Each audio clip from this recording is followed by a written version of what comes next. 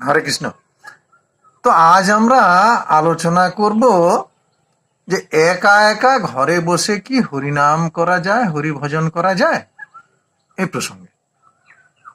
তো উত্তরে বলা যায় যে একা একা ঘরে বসে বা নির্জন স্থানে বসে হরি ভজন করা যায়, আবার যায়ও না। তো ব্যাপারটা কিরকম? ছোটবেলার আমরা একটা উদাহরণ নিতে পারি। ছোটবেলায় আমরা যখন পড়াশুনো করেছি, মা হয়তো রান্নাঘর থেকে বলছেন জোরে জোরে যে খোকা কি খুকু, জোরে জোরে পড়, আমি যেন শুনতে পাই। তখন আমরা অনেকেই বলেছি যে আমি তো মনে মনে পড়ছি। হ্যাঁ, পাঠ্য বইয়ের উপর চোখ বুলিয়ে মনে মনেও পড়া যায়, আবার ফাঁকিও দেওয়া যায়।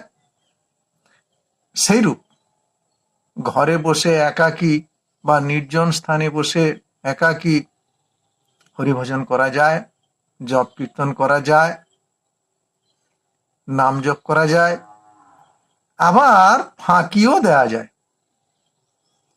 তো উত্তম ভক্তগণ একা একা ঘরে বসে হরিভজন করতে পারেন। তার প্রকৃষ্ট উদাহরণ কলাবেচার শ্রীধর, নামাচার্য হরিদাস ঠাকুর, এনারা একা একা হরিভজন করতেন। কিন্তু আমাদের নতুন ভক্তদের বা প্রাথমিক স্তরের ভক্তদের এইভাবে অনুকরণ না করাই ভালো।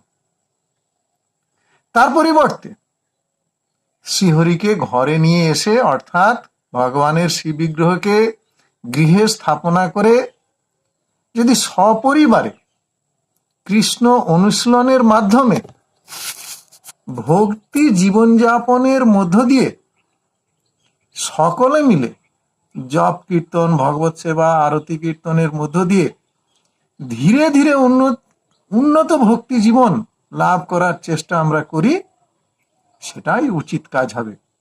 তাই বলা হয়েছে একাকী আমার হরিনামে নাহি পায় বল। আবার শ্রী চৈতন্য ভাগবতে বলা হয়েছে 10-5 মিলি দ্বারেতে বসিয়া কীর্তন করহ সবে হাতে তালি দিয়া।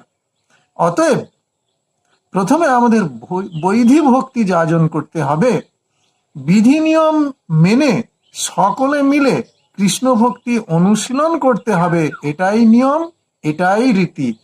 হরে কৃষ্ণ।